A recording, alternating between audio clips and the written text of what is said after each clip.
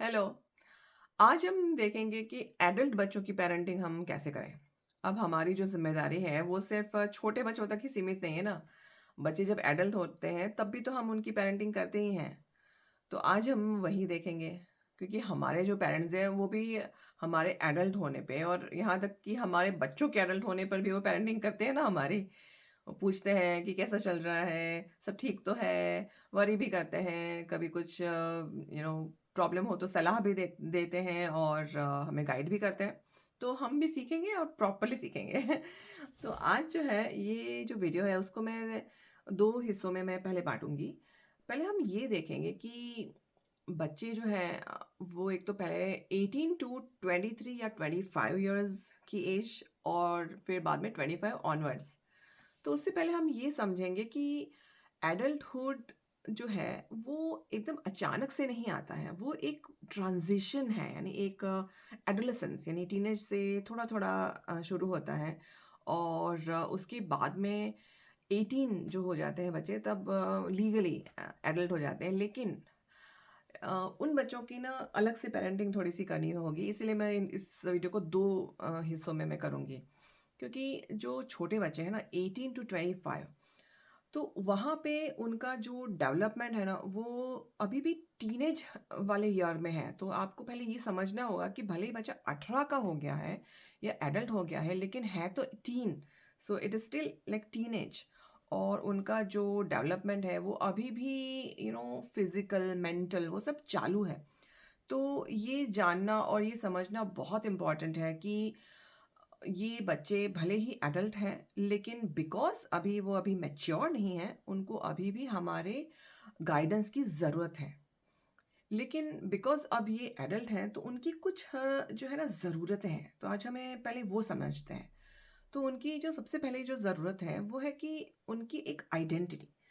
अब क्या होता है ना जब बच्चे छोटे होते हैं ना तो हमको लगता है कि वो हमारे बच्चे हैं। अब जैसे हमेशा यही हमको आइडेंटिटी मिलती है ना कि इनकी बेटी है या बेटा है या इनका भाई है या इनका ग्रैंड चाइल्ड है। तो बच्चों की एक अलग से आइडेंटिटी नहीं होती है जब वो छोटे होते हैं। लेकिन अब बिकॉज़ अब वो 18 को या तो अप्रोच कर रहे हैं या क्रॉस कर गए हैं तो उनको अपनी एक आइडेंटिटी बिल्ड करनी होती है। और उसके लिए वो बहुत कॉशियस होते हैं। तो सबसे पहले अब हमें जो करना होगा ना वो होगा कि उस भावना को रिस्पेक्ट करना होगा कि अब उस बच्चे को अपनी अलग पहचान बनानी है।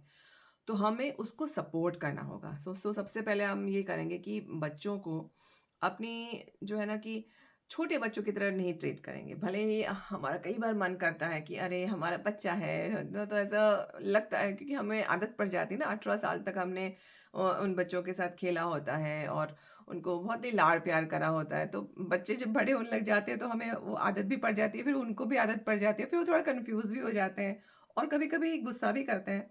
तो पहले हम ये समझेंगे कि अभी ये बच्चा जो है ना नया आइडेंटिटी बना रहा है तो उसको सपोर्ट करेंगे और उनको साथ ना उस तरह से हम व्यवहार करेंगे कि जो उसको सपोर्टिव हो उसकी आइडेंटिटी बिल्डअप करने के लिए। तो बहुत ज़्यादा हम उसको पुश बैक नहीं करेंगे कि अरे मेरा मुन्ना, मुन्नी या ऐसे होता है ना हम उसको जो पेट नेम्स जो बुलाते हैं ना वो थोड़ा-सा कम कर देंगे। क्योंकि अब उनको पसंद भी नहीं आएगा और उनके ग्रोथ के लिए भी सही नहीं होगा क्योंकि अब उनकी नई आइडेंटिटी बन रही है। तो आज का जो वीडियो है ना मैं इसी पॉइंट तक ही मैं करूँगी क्योंकि ये काफ़ी लंबा टॉपिक है।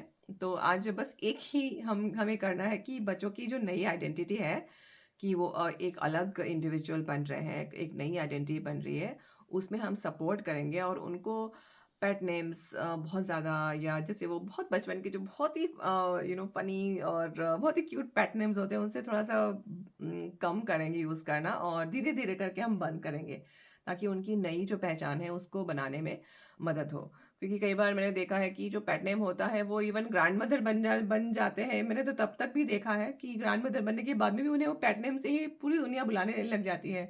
तो ये थोड़ा-सा उनके लिए भी अनकम्फर्टेबल होता है लेकिन because we got so used to तो वो हम बस करते रहते हैं कि ऐसा है जैसे कि छोटे-छोटे जो बच्चों के नाम के बाद में सोचिए कैसा लगेगा ना कि आगे उनको उसी नाम से बुलाया जाए तो।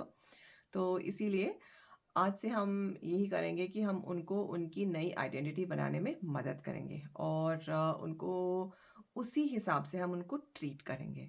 तो आज के लिए बस इतना ही और अंटिल नेक्स्ट वीडियो बस इसी को प्रैक्टिस करेंगे और अगले वीडियो में मैं आपको बताऊंगी आगे फर्दर जो स्टेप्स हैं और उसके बाद में लेटर स्टेजेस में 25 एंड ऑनवर्ड्स। सो आज के लिए बस इतना ही। Until next time, just be mindful of this aspect and happy parenting.